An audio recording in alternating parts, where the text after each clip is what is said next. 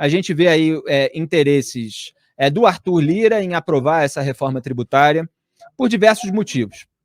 O presidente da Câmara está sendo alvo aí da Polícia Federal, a princípio indiretamente, porque era uma operação que visava os seus aliados, mas já se encontraram ali pagamentos ligados ao nome Arthur, e ele é Arthur Lira. Então, para desviar o foco dessas investigações, e há uma série de reportagens no Estadão, inclusive, mostrando como até a madrasta dele recebe ali dinheiro do fundo público num aluguel lá do partido em Alagoas. O filho tem uma empresa que tem relações com a SECOM, com o Banco do Brasil, com a Caixa Econômica Federal, com órgãos públicos de maneira geral. Então também há políticos que têm interesse em agradar o filho do Arthur Lira, eventualmente querendo alguma coisa. Você tem parentes e aliados do Arthur Lira que são nomeados lá na CBTU, que já foi alvo de um processo contra ele, que acabou blindado no Supremo Tribunal Federal. Então, Arthur Lira ele tem vários tentáculos. E agora, hoje mesmo, saiu reportagem no Estadão também sobre o patrimônio milionário do Arthur Lira, que cresceu e triplicou em 4 anos, né, de 2018 para 2022, uma mansão na praia, lá em Alagoas. É uma festa, né?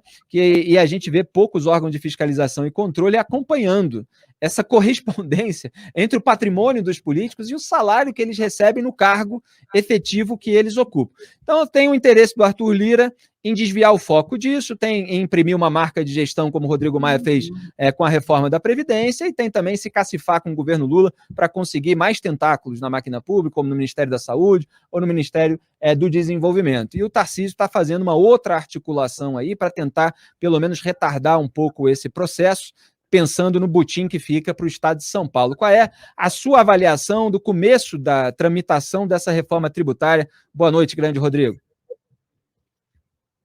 Boa noite, Felipe. Boa noite, o pessoal aí de Sucupira que também me acompanha aqui pelo Papo Protagonista. É o seguinte, como esperado, reforma tributária é sempre um saco de gato, né? É difícil, é complicado, são muitos interesses envolvidos.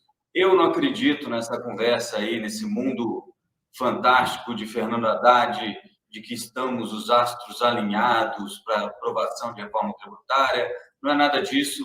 É complicado, é muito difícil e está difícil de fazer a conta, né? Os setores não conseguem entender direito o que vai mudar, porque muita coisa vai vir depois da PEC, né? Tem projeto de lei que vai mostrar como é que vai ser feito o crédito tributário, porque para evitar a acumulatividade, se você paga numa etapa da produção do produto, nas etapas seguintes, aquilo que foi pago é descontado, né? Para não ter uma tributação duplicada, ou triplicada, ou quadruplicada, porque no Brasil o sistema tributário sempre foi muito confuso. E aí, na verdade, você fica com uma imagem, hoje eu estava até falando isso mais cedo, você fica com uma imagem na reforma tributária que é mais ou menos o seguinte: você entra no ferro velho e tem aquele monte de pedaço de coisa amontoada, e aí alguém fala assim, olha, vamos organizar.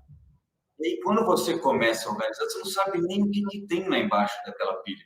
Então, é mais ou menos esse o problema, né? O Bernardo Api ficou chateado, o pessoal dos supermercados que disse que a cesta básica ia aumentar pelo menos 60%, né? Não é a cesta básica que vai ficar 60% mais cara. É a tributação que vai aumentar em 60%. E aí o Bernardo Api fala, olha, eles estão falando isso, é a tributação que vai aumentar em 60%, mas nem esse número é o número certo. Eu não sei qual, ele não sabe qual, eu não sei qual é, Bernardo Api. Mas não é esse número também, quer dizer, ninguém sabe muito bem o que vai mudar. A gente, obviamente, é a favor de uma reforma tributária, porque pior do que está, é difícil de ficar. Não é que não tenha como ficar, né? Como já diria o grande filósofo e pensador contemporâneo, Tiririca, né? Pode ficar pior, mas vamos esperar. Pois é, e mais cedo, Jair Bolsonaro afirmou no Twitter que os 99 deputados do PL e seu partido serão orientados a votar contra o texto da reforma tributária. Abro aspas. Reforma tributária do PT. Um soco no estômago dos mais pobres. Em nossa gestão, diminuímos 1/3 o IPI de mais de 4 mil produtos, zeramos impostos federais dos combustíveis e via Camex, pneus de caminhões, remédios contra câncer, HIV, peças de tratores, games, itens hospitalares, etc. Nessa atual proposta, o PT aumenta de forma absurda os impostos da cesta básica, arroz, açúcar, óleo, batata, feijão, farinha, etc. Cria um imposto seletivo para refrigerantes, produtos açucarados, carnes e bebidas alcoólicas, entre outros. Do exposto, o presidente do Partido Liberal e seu líder na Câmara dos Deputados encaminharão, junto aos seus 99 deputados, pela rejeição total da PEC da reforma tributária. Fecho aspas, vocês estão vendo aí o tweet na tela de Jair Bolsonaro. O que você avalia dessa reação do ex-presidente, agora declarado inelegível, Rodrigo? Pois então, oposição é oposição, né? Você tem que fazer... Eu fiquei muito baixo aqui, deixa eu ficar aqui mais alto para aparecer com o nosso amigo Wilson. Eu posso abaixar aqui, Rodrigo. Tá na mesma altura. Eu posso dar uma baixada aqui, se você quiser. Eu já sou baixinho, não tem problema com altura. Acaba com a minha autoestima esse negócio. Vocês veem que os participantes aqui do Papo Antagonista, eles ficam emocionados com os novos ângulos do programa, cada vez mais incrementado com a sua tecnologia. E todos gostam desse brinquedo. A gente adora. Vai ficar aqui a noite toda, diga. O que o Bolsonaro está falando é uma meia-verdade, né? Não é exatamente isso. Acabei de falar o negócio da cesta básica, não é bem isso. É ruim para os mais pobres? Talvez. E aí é aquele negócio. Faltam coisas para acontecer depois da aprovação da PEC, que é, por exemplo, o cashback, né? Que é uma ideia que tem no Canadá, na Bolívia, em outros países da América Latina, que é aqueles que são mais pobres, eles não pagam o imposto, ou o imposto é ressarcido para eles de alguma forma, ou na hora, ou depois num ajuste de renda lá na frente. Então, teria esse mecanismo para minorar um pouco do aumento tributário que todo mundo vai sentir em algum momento, tá? Apesar do governo sempre, matematicamente, falando que não, a gente vai arrecadar mais, mas ninguém vai pagar mais, que é obviamente impossível, né? Porque o dinheiro não vai brotar do chão. Então tem isso e tem essa coisa do imposto seletivo, realmente porque a reforma tributária está criando 3 impostos: o IBS, o CBS, que é a contribuição sobre bens e serviços, que é para estados e municípios, o IBS, que é para a União, que é imposto sobre bens e serviços, e o ISL, que é o imposto seletivo, que é para taxar mais itens que são ruins para a saúde ou para o meio ambiente, né? E aí, amigo, qualquer coisa pode entrar, né? Pode ser, inclusive, utilizada como uma forma de pressionar setores específicos, né? O que não é nada bom. Não sei, né, se até sexta-feira, quando a Câmara for finalmente votar toda a reforma, já vai ter uma definição que seria razoável você definir e não deixar isso em aberto, né? Afinal de contas, o que faz mal para a saúde do Lula, por exemplo? Água que o passarinho não bebe, não faz, aparentemente. Então, não precisa taxar isso. Mas o que faz mal para a saúde do nosso querido Felipe Moura? Não sei. E aí pode ser taxado justamente para garantir a sua longevidade. Daqui a pouco vão taxar livros, meu amigo, porque conhecimento às vezes faz mal para a saúde, segundo alguns teóricos, né?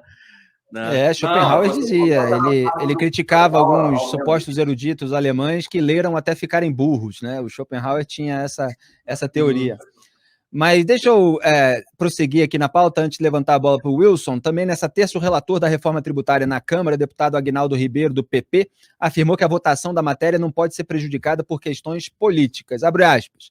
Essa não é uma reforma de partido político, de direita, nem de esquerda e centro. Essa é uma reforma do Brasil. Não vou entrar em briga de Bolsonaro com Lula. Fecho aspas. O Aguinaldo Ribeiro deu a declaração durante o evento da Confederação Nacional dos Municípios em Brasília. O deputado também afirmou que não haverá consenso envolvendo a reforma tributária, acrescentando que isso não existe quando uma matéria tão complicada está em discussão. Ainda hoje, o presidente da Câmara, Arthur Lira, cancelou de última hora uma reunião com líderes da casa para discutir a votação do texto. O Planalto tenta costurar um acordo com governadores para custear um fundo de desenvolvimento regional que atenuaria os impactos da reforma. Atualmente, o fundo está orçado em 40 bilhões de reais, porém os governadores não aceitam menos que 50 bilhões de reais. Aliás, Wilson, o Tarcísio de Freitas, governador de São Paulo, ele quer colocar até um social aí no nome desse fundo, e ele, assim como o secretário de Fazenda aqui, estadual de São Paulo, eles dizem que também tem pobre aqui em São Paulo, né? Porque você tem outros critérios ali que ajudam os estados mais pobres, e eles estão dizendo que precisam também desse fundo para justamente ajudar a população de baixa renda, porque você tem bolsões de pobreza, então São Paulo também não quer ficar de fora desse butim. O que você destaca aí das articulações? Ô, Felipe, nesse momento o Arthur Lira, inclusive, conversa com o Tarcísio de Freitas para tentar achar um acordo. Agora, eu gostei desse ângulo aqui, Felipe, porque pelo menos... Volta aí, gente, volta aí. Agora, na hora que eu ia comentar um ângulo, olha a sacanagem, a produção tentando me cortar logo no ar. Eu achei legal nesse ângulo, porque, né, eu converso com você, Felipe, e converso com o nosso grande Januário de Oliveira. Né, Januário? Januário. Januário de Muito Oliveira, bem lembrado, dele, gostei. Cruel, muito cruel, Januário de Oliveira, né? Sinistro, muito sinistro.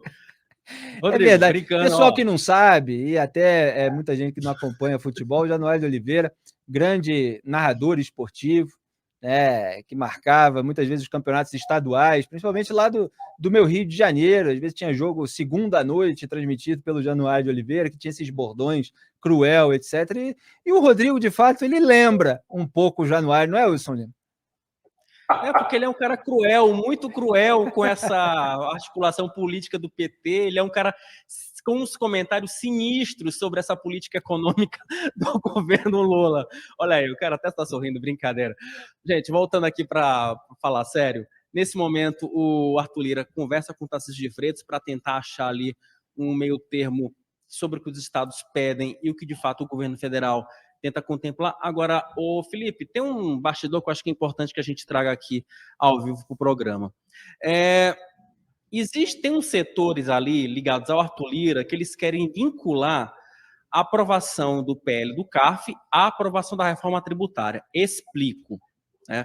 O que se fala é que se o governo federal conseguir essa vitória em relação ao voto de qualidade do CARF, né, você abriria a arrecadação. Tá? Então, o que o Lira tem dito ali para alguns aliados e qual é a jogada nesse momento? É que já estão pressionando o Arthur Lira a que ele coloque em votação o PL do CARF apenas no momento em que ele tenha votos o suficientes para aprovar a reforma tributária. Por quê? Porque com esse dinheiro que se espera que seja arrecadado com a retomada do voto de qualidade no CARF, né, o governo federal pode ter um acréscimo de arrecadação de até 50 bi. Com esse recurso, você poderia custear justamente esse fundo de desenvolvimento dos estados. Então, tem um projeto está ligado ao outro.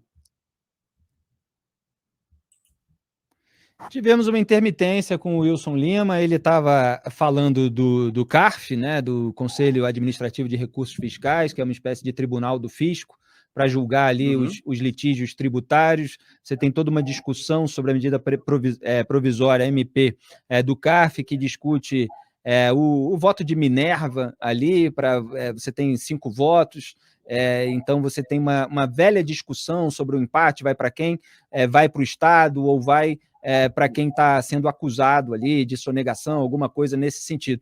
Então, isso está em tramitação no Congresso Nacional e, claro, que há interesse do governo Lula em fortalecer o caixa, né, em ficar com mais dinheiro, mas aí há um grande acordo com outros setores da sociedade que tem interesse também em não perder tanto. Diga, Wilson. Não, exatamente. Obrigado, Felipe, pelo adendo. Agora, esse projeto ele deveria ter sido votado hoje, tá? Então, o projeto já vai ser colocado na pauta amanhã, na quarta-feira, mas dependendo da garantia de votos para a reforma tributária.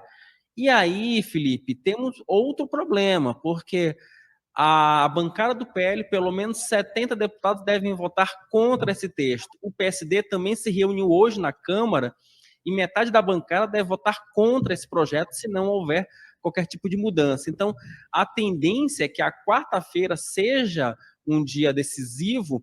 Por quê? Porque destravando aí votos de bancadas importantes como PSD, a do PL, MDB, União Brasil, e também tendo o apoio de bancadas importantes, aí estou falando de estados, como a de São Paulo, que só a bancada de São Paulo tem 90 parlamentares, é possível que também seja destravado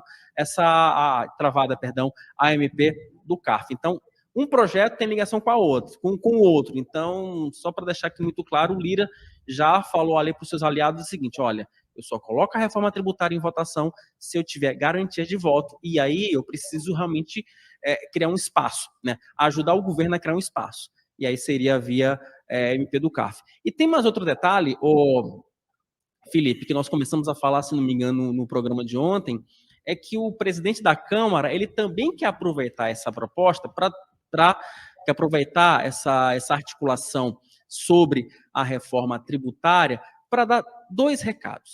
O primeiro, que ele ainda tem força na Câmara, apesar das operações da Polícia Federal. E o segundo recado, esse, digamos que menos republicano, é que o governo federal precisa liberar verbas, precisa liberar cargos e precisa melhorar a sua articulação política. Ainda há muito ruído na articulação política e já tem deputado do Centrão dizendo o seguinte para o Arthur Lira: aproveite o projeto da reforma tributária para dar um recado definitivo ao Palácio do Planalto. Ou vocês, de fato, liberam os cargos e as emendas que nós estamos pleiteando desde o início do ano, ou vamos travar mais uma vez esse projeto. E, Rodrigo, a preocupação do Tarcísio é justamente com essa mudança que você citou, quer dizer, a proposta da reforma tributária altera ali a cobrança do imposto da origem, né, onde o bem ou serviço é produzido, para o destino, onde é consumido. E isso faz com que o Estado de São Paulo perca a arrecadação. Então, o Tarcísio de Freitas está preocupado com isso, ao mesmo tempo que ele tenta mostrar que é a favor da reforma. Ele falou, aliás, que nunca aconteceu antes de o Estado de São Paulo ser a favor da reforma. Ele só não quer perder tanto dinheiro assim.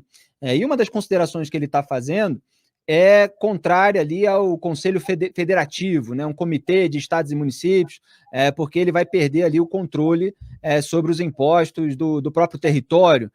Você tem uma avaliação a respeito desses pontos que o Tarcísio está colocando? Porque ele está formando uma frente, inclusive juntando ali entidades, empresários do setor de serviços, que são contra a proposta por outros motivos, porque onera esse setor. Ele está formando um bloco de descontentes justamente para tentar atrasar um pouco e conseguir maior vantagem nesses pontos de dissonância. Como você avalia, o que você destaca? Isso, e ele não está sozinho, né, Felipe? Tem governador do Pará, Rio, Goiás, esse pessoal todo está aí tentando reequalizar essas contas. Mas é aquilo, né? O governo estava vendendo isso como se fosse um passeio, né? Não, já está tudo negociado, já está tudo falado, está todo mundo feliz e vai ser uma baita reforma tributária, que era algo que eu vinha falando. Olha, acho muito difícil que esteja desse jeito. E aí o Tarcísio, ele ficou numa situação ruim, né? Porque ele sempre defendeu reforma tributária e não pode ficar contra agora. Mas ele sabe que o Estado de São Paulo perde um pouco de controle dessa receita em função disso. A gente pode entrar aqui se isso é justo, se não é justo, né? Você ficar com tudo na origem e não lá onde o consumo é realizado. O que São Paulo fez na história para trazer esse monte de empresas para cá. Tudo isso dificultaria ainda mais essa questão. Mas eu acho que o Tarcísio está aglutinando esses campos para poder ter um leverage, né? Para ter Você sabe que eu sou um troglodita, né? Eu falo várias línguas. Então, para ter uma vantagem aqui na negociação da reforma tributária. Eu acho que sai. Eu só acho que sexta-feira é muito pouco prazo para se colocar tudo isso num pacote que faça sentido para todo mundo.